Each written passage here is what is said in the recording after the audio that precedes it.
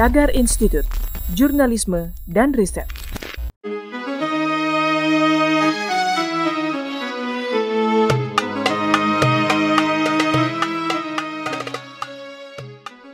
Halo Tagarians, para penonton Tagar TV dan juga pembaca Tagar ID. Terima kasih Anda tetap setia di YouTube channel Tagar TV.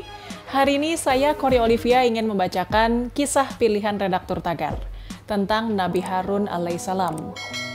Nama Nabi Harun disebut dalam Al-Quran sebanyak 20 kali. Ia adalah kakak Nabi Musa dengan selisih 4 tahun lebih tua. Nabi Harun juga adalah putra Imran bin Kahats bin Azar bin Lawi bin Yakub bin Ishak bin Ibrahim.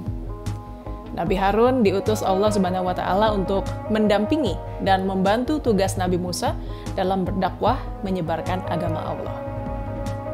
Nabi Harun diangkat menjadi rasul, ditugaskan untuk memberi peringatan dan mengajak Firaun serta Bani Israel di Mesir kembali ke jalan yang lurus. Dalam berdakwah, Nabi Harun diberi anugerah yang cukup besar, yaitu sangat pandai dalam berpidato. Ia juga memiliki pendirian yang tegas dan berani. Kelebihan ini yang kemudian menjadi pendamping Nabi Musa dalam berdakwah menegakkan ajaran Allah Subhanahu wa Ta'ala. Tugas utamanya adalah sebagai juru bicara Nabi Musa, yang dilatar belakangi sebuah kejadian ketika Firaun menyuruh Nabi Musa untuk memilih api dan juga roti. Pada saat itulah, lidah Nabi Musa menjadi kaku dan tidak dapat berbicara dengan fasih. Allah memberikan petunjuk kepada Nabi Musa untuk memilih api agar ia selamat dari Firaun. Dengan demikian, diutusnya Harun mendampingi Musa dapat memudahkan jalannya dakwah. Bahkan Nabi Harun juga sering membantu dan menggantikan posisi Nabi Musa memimpin umat. Pada suatu saat, ketika para Bani Israel miris karena kezaliman yang dilakukan Firaun, Nabi Musa dan Nabi Harun melakukan dakwah dan memberikan peringatan kepada Raja Firaun. Merasa tidak terima, Firaun sangat marah kepada Nabi Musa, karena Nabi Musa yang dirawatnya sejak kecil justru menentang kekuasaan Firaun. Firaun mengatakan Nabi Musa adalah orang gila yang mengaku menjadi rasul. Hingga akhirnya Firaun meminta bukti kepadanya tentang kerasulan Nabi Musa. Dan permintaan itu pun dituruti oleh Nabi Musa. Pada suatu hari, Firaun mengumpulkan para penyihir di Mesir untuk menghadapi Musa. Saat itu, Nabi Musa melemparkan tongkatnya dan seketika tongkat itu berubah menjadi ular, yang kemudian melahap ular ciptaan para penyihir. Ketika Nabi Musa mengulurkan tangannya, ular itu pun kembali menjadi tongkat. Selain itu, saat Nabi Musa memasukkan tangan ke saku, keluarlah cahaya putih yang berkilau. Bukannya membuat Firaun percaya, justru ia menuduh Nabi Musa sebagai penyihir. Namun, Nabi Musa dan Nabi Harun sama sekali tidak menyerah akan perjuangannya. Padahal, para penyihir yang dikumpulkan Firaun itu mengakui bahwa apa yang dilakukan Musa bukanlah sihir. Para penyihir tersebut mengakui bahwa yang dilakukan Musa adalah mukjizat dari Allah. Mendengar hal tersebut, Firaun merasa geram dan dendam terhadap Nabi Musa. Pada suatu hari, setelah Nabi Musa dan Nabi Harun beserta rombongannya berhasil keluar dari Mesir dengan membelah lautan, mereka melanjutkan perjalanannya ke negeri Kanaan. Dan di tengah perjalanan, mereka harus melewati Bukit Sinai. Di atas bukit tersebut, Nabi Musa menerima wahyu dari Allah, berupa kitab Taurat selama 40 hari. Di tempat itu, Nabi Musa sempat meninggalkan kaumnya untuk sementara waktu, dan kepemimpinannya dialihkan kepada Nabi Harun, karena Nabi Musa khawatir kaum Bani Israel akan kembali rusak kalau tidak ada yang memimpin. Ternyata kekhawatiran Musa menjadi kenyataan. Ketika Nabi Harun memimpin, terjadi permasalahan yang tidak dapat diatasi. Semua kaum Bani Israel kembali menyembah berhala dan membuat sebuah patung sapi berbahan dasar emas yang mereka bawa. Perbuatan ini ternyata merupakan hasutan Samiri. Melihat hal itu, Nabi Harun telah berusaha dengan sungguh-sungguh mengingatkan mereka, tapi tidak ada yang mau menghiraukan pernyataannya. Hingga ketika Nabi Musa kembali ke lokasi kaumnya di Gunung Sinai, ia marah besar saat melihat perilaku kaumnya yang kembali menyembah berhala. Bahkan Nabi Musa juga marah kepada Nabi Harun, karena dianggap tidak bisa menjaga amanah yang ia berikan selama pergi.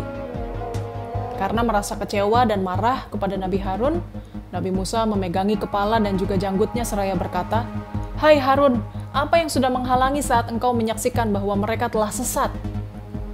Untuk mengikuti perjalananku ke Gunung Sinai bersama dengan kaum yang beriman, apakah engkau memilih untuk melanggar perintahku dengan kesengajaan? Mendengar hal tersebut, Nabi Harun pun menjawab, "Wahai engkau yang menjadi putra ibuku, jangan kau ambil janggut dan juga rambutku. Aku merasa takut jika engkau nantinya akan mengatakan, engkau telah memecah kaum Bani Israel dan tidak lagi mengindahkan apa yang aku katakan." Nabi Harun menjelaskan apa yang telah terjadi selama ditinggalkan Nabi Musa, bahwa ia sudah memberikan peringatan kepada kaum Bani Israel, tetapi mereka tetap membangkang, bahkan hampir membunuh Nabi Harun. Ia juga menjelaskan bahwa yang memicu semua itu adalah pengaruh dari Samiri. Setelah dijelaskan, salah paham antara keduanya pun berakhir. Kemudian Nabi Musa menghancurkan seluruh patung yang ada, hingga tidak tersisa satupun. Setelah kejadian itu, Allah memberitahu Nabi Musa bahwa Nabi Harun sudah bersungguh-sungguh berusaha menghentikan mereka. Nabi Musa merasa tenang karena saudaranya tersebut tidak melakukan perbuatan syirik terhadap Allah. Sementara Samiri yang telah mengajak umatnya menyimpang, diasingkan dan tidak boleh lagi bergaul dengan kaumnya. Samiri diberikan azab oleh Allah apabila dirinya disentuh ataupun menyentuh manusia, maka tubuhnya akan terasa panas. Itulah siksaan yang akan mereka alami baik di dunia maupun di akhirat. Nabi Harun dan Nabi Musa memiliki seorang sepupu bernama Korah bin Yizar bin Kehat bin Lewi. Korah mengajak anak-anak Eliab, On bin Pelet, Abiram, dan Datan, serta orang-orang kaum Bani Israel untuk memberontak terhadap Nabi Musa dan Nabi Harun. Karena Korah merasa iri dengan kedudukan mereka. Ketika para pemberontak itu berkumpul, maka atas seizin Allah, bumi terbelah tepat di bawah kelompok Korah, yang akhirnya menelan orang-orang tersebut. Bahkan rumah mereka pun juga ikut tertelan oleh bumi. Setelah semua dilahap oleh bumi, kemudian keluarlah api besar yang langsung dikirimkan oleh Allah pada kala itu. Api tersebut membakar semua orang yang ada, termasuk 250 orang Bani Israel yang turut memberontak kepada Nabi Musa dan Nabi Harun. Nabi Harun dan Nabi Musa tidak diperkenankan masuk ke kawasan Tanah Kanaan karena kesalahan yang pernah dilakukan di kawasan mata air Meriba, yang tepatnya berada di kota Kadesh. Mereka keluar dari kawasan Kadesh untuk menuju suatu daerah, hingga sampai di salah satu gunung yang dikenal dengan nama Gunung Hor, di kawasan perbatasan Edom. Pada saat itu, Nabi Harun dan Nabi Musa mendaki gunung tersebut bersama seorang putra Nabi Harun bernama Eleazar sesuai dengan perintah Allah. Setelah sampai, Nabi Musa melepaskan pakaian Nabi Harun, kemudian memakaikannya kepada Eleazar. Setelah itu, Nabi Harun dijemput malaikat maut di puncak Gunung Hor tersebut. Kabar meninggalnya Nabi Harun terdengar oleh semua bangsa Israel. Mereka menangis karena merasa kehilangan sosok panutan, bahkan hingga mencapai 30 hari sesudah kematiannya. Nabi Harun meninggal dunia tepat setelah 40 tahun bangsa Israel keluar dari kawasan Mesir.